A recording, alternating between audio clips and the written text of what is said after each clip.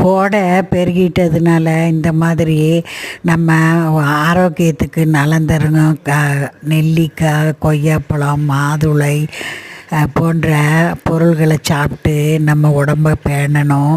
அதே மாதிரி தர்பூசணி, நொங்கு, பனங்கற்கண்டு, பதநீர், இளநீர் போன்ற பொருள்களை எடுத்து குழந்தைகளுக்கும் பழக்கி வெப்ப நோயிலிருந்து காப்பாற்றணும். இனி ஏப்ரல் மேலே வெப்ப நோய் அதிகம் இருக்குன்னு சொல்லப்படுது.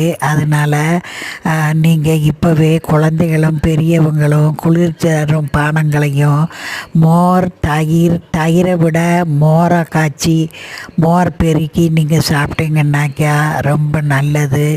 அதில் ஜீரகம், லைட்டாக உப்பு போட்டு கருவேப்பிலை கிள்ளி போட்டு அரைச்சும் கூட போட்டு குடித்தா ரொம்ப நல்லது. உஷ்ண நோய்கள் நம்ம அண்டாது.